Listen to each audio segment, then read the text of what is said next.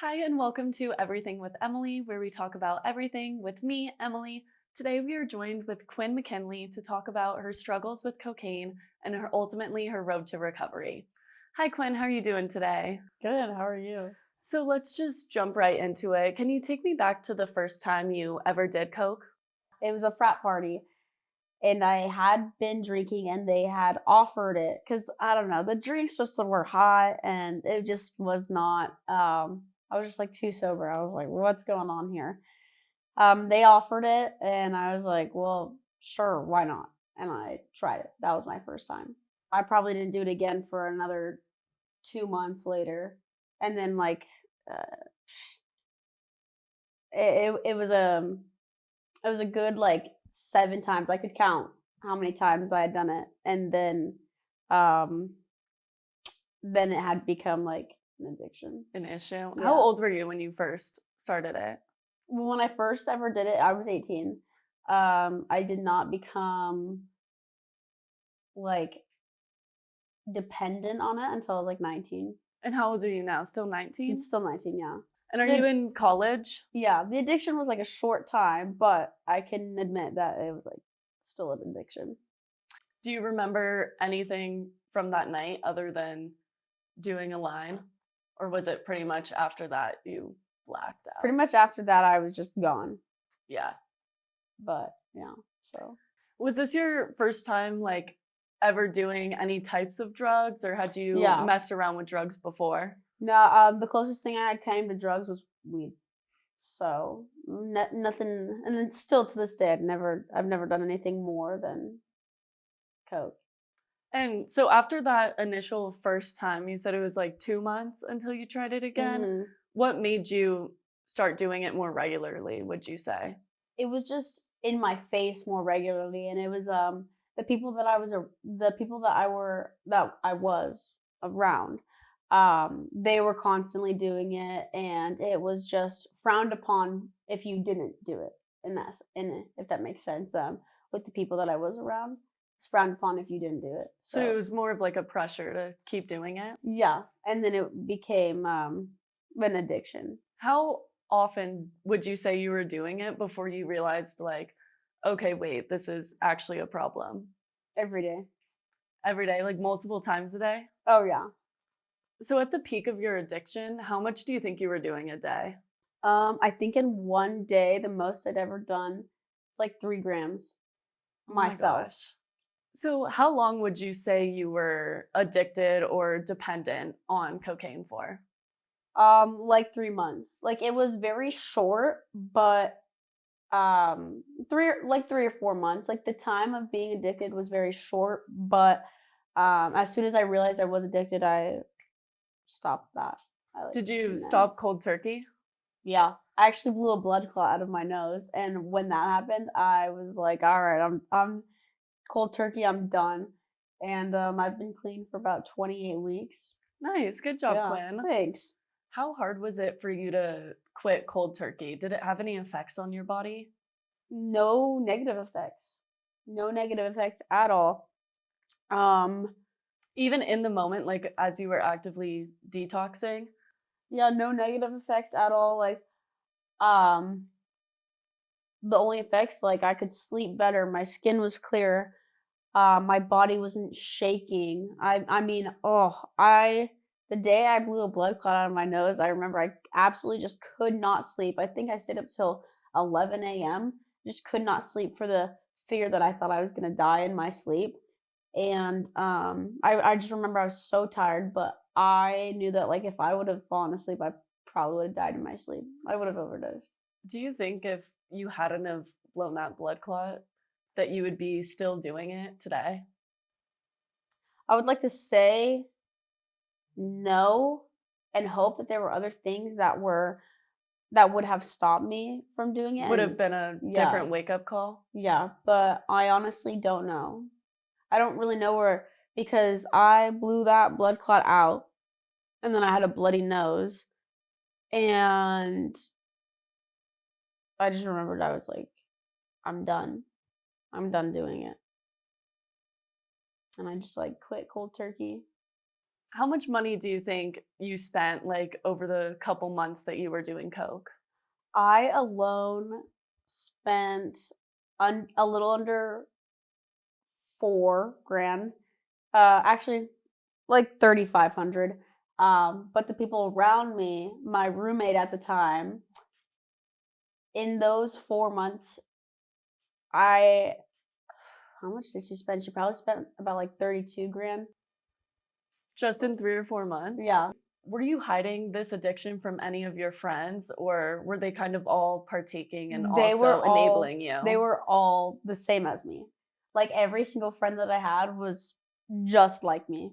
And I think that's what made us like friends is that we were all in a little Coke friend group and just everybody all did it. And you said your roommates were doing it too. I started living there for free as long as I would do Coke with her whenever she wanted to. Did So she I say that? Yeah, that was basically That our was, little like, the agreement. rule? Yeah. So I lived there for basically free, and then I just got Coke with her for free, and I just had to do it with her whenever, and it was free. Like the blow was free. How long were you living there? I lived there for about 4 or 5 months. When I blew the So blood, right when you were, like, in the when I peak of was your yeah, addiction. when I blew the blood clot out of my nose is when I moved out of the place because I was like, okay, I can't live here and be sober. So I moved out and I got clean. Do you think moving out was, like, the best thing you could have done for your Yes. situation? Yes. Do you Absolutely. still Are you still in contact with, like, that roommate or any of those friends? So I see them once in a while and we're like, hey. But like that would not have been a problem for me at all. Like I would not have gone through that at all if not for the forcement of it. Because of those people? Yeah. I don't hang out with any of those people anymore. Any of that Coke friend group, anything to associate anything that associated with myself. I think of that as like a past life, and anything that associated me with that past life, I cut Mhm. completely off. Do you know if they're still Yes, doing cocaine? They are? yeah. And so how long ago was this that you were living I there? I moved out about 6 months ago, Oh, 5 or 6 months ago, yeah. And so that's as long as I've been clean. It's like 6 or 7 actually, 6 or 7 months ago. That's as long as I've been clean. So you're completely sober from Yeah. cocaine. You don't dabble in it. Nope. Would you ever consider doing it again? So I've had to realize that it's it's a fun thing to do when you can control it, but Mhm. I could not control it, and um I'm honestly not sure if I would ever, maybe on a special occasion like Vegas. I'm just kidding, but probably not. No. How have you felt yourself, like, change or be different since you've gone off coke? I'm happier, healthier, my skin is clearer. Um I don't sleep all the time. I don't find myself crying as much.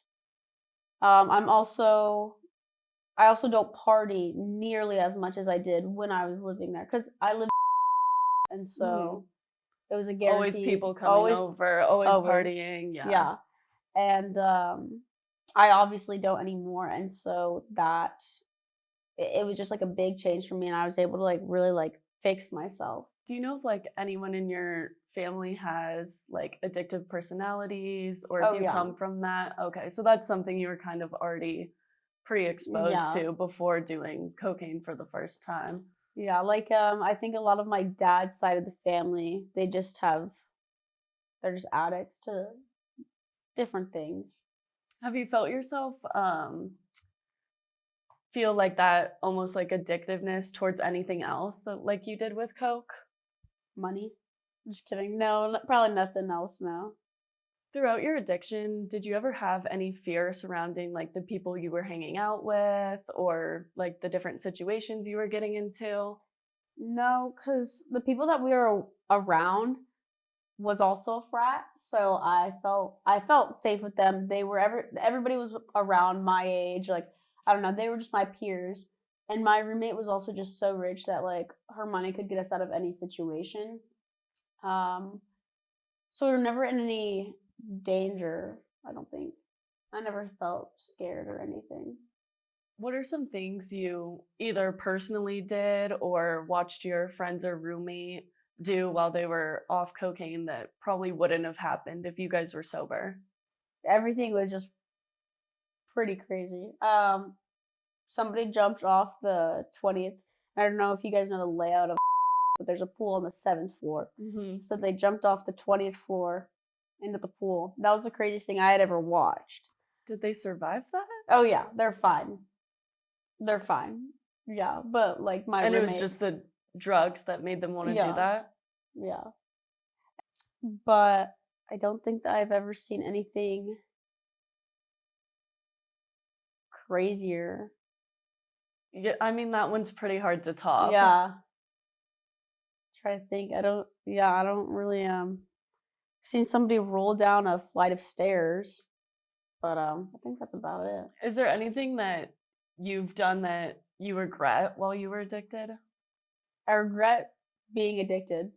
That's about Fair. it. Like I think everything that I was always pretty in mind, and I was just so, this sounds so bad, but I was so addicted to it, and I could do so much at any certain point in time that it didn't affect me anymore. And so I just kept doing it. So you weren't even feeling it by the I wasn't end? even feeling it by the end. It was like if I drank, oh, I had to do some lines. Were you doing the lines without even drinking too? Yeah. Yeah.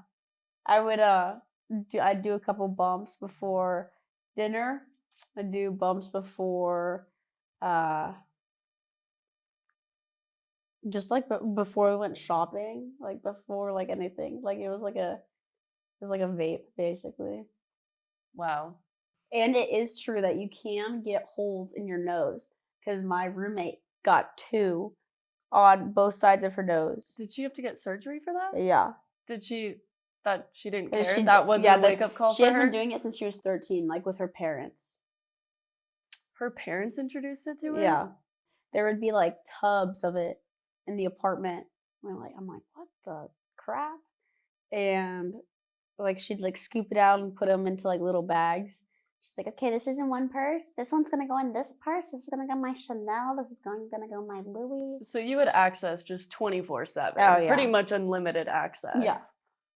Unlimited to like the biggest supply of it too.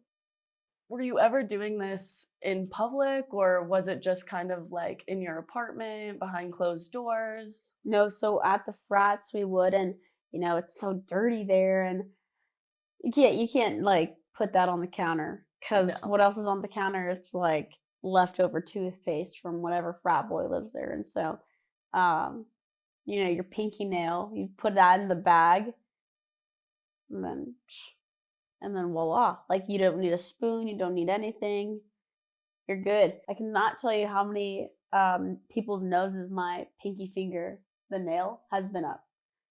My pinky nail has been up so many people's noses. Just from doing coke, from giving out bumps? Just to being like, okay, ready? That's literally the action. So how do you think the college lifestyle and kind of like partying led to your addiction, or maybe encouraged it? I don't think people realize like how often it snows at ASU. Yeah. So Oh, there's so many people doing it. yeah. Oh, everybody does it. But it's not as many people are like addicted. Like everybody's done it like at least once or twice, blah blah blah, dabbled in it. But it Or if they are addicted, then a lot of people aren't willing to speak up or really yeah. think that they're addicted. I think the party life we have such easy access to it. Yeah. That the party life it makes it almost seem okay to Yeah, do it's it. normalized. Yeah, It's normalized. And I mean, I still have effects from it. Like I'd basically eat that stuff. Like I'd gummy it, I'd put it on my tongue so that the alcohol was numb, and it made drinking way easier. I mean, I still brush my teeth today and my gums are bleeding from it. So don't tell anybody that. Just kidding. My last question for you is what advice do you have for maybe college students or young adults who are in the similar position that you once were in? I I can't give them any advice because obviously they're not gonna take it. They're not gonna think that they're addicted. But I do wish upon them that they find that something happens to them where they realize that they need to stop, whether it be A wake up call. oh, yeah, just a wake-up call, something that just tells them that they need to stop, um, before it's too late.